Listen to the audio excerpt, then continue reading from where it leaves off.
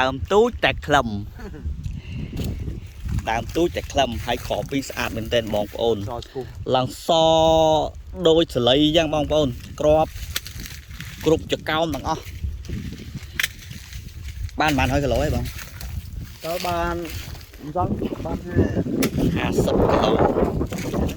វិញទៅបាន30ជាងនៅល្ងាចទៀតដើមទូចតែខ្លឹមមកដល់មកគ្រប់ដើមទាំងអស់បងប្អូនសរសើរក្របនេះហ្មងសស្អាតហ្នឹងណាគ្រប់តងការទាំងអស់គឺស្អាតក្របបងប្អូនមើលដើមឡើងក្រហមញ៉ាក្របអត់ឲ្យចាញ់គេទេគឺក្របស្អាត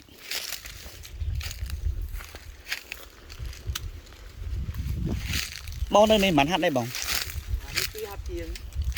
ជាងដើមទូចប៉ុន្តែសើដល់ថា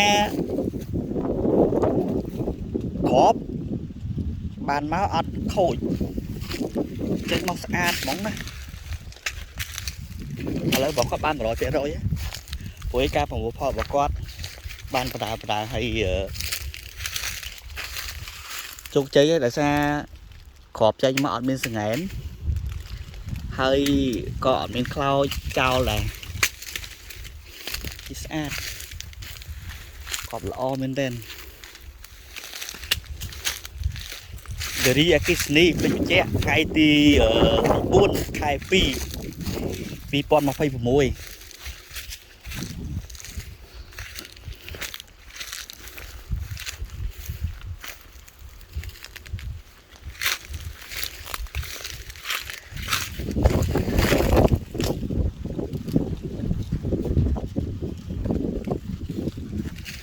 គ្រប់ចកោមទាំងអស់អត់មានខូចទទួលបានផលទាំងអស់អត់មានសង្ហែនហើយក៏អត់មានក្រៀមខូចទៅវិញដែរ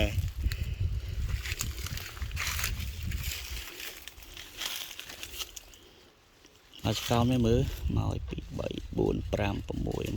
8 9 10 11 12 13 14 15 17 10គ្រាប់7 10គ្រាប់នៅទាំងអស់អត់មានខូច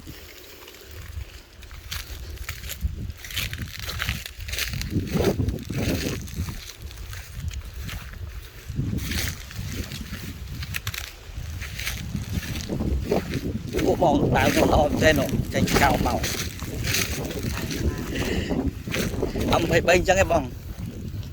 ចេញបតាក់គ្នា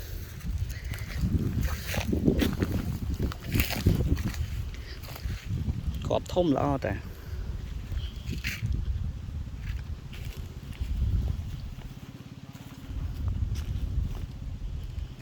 ក្របស្មើគ្នាហ្មងហ្នឹងណាការប្រកបខានមក2អាទិត្យឥឡូវមកខែមកវគ្គនេះគឺប្រមូលផលបានច្រើនការគាត់មានច្រើនកន្លែង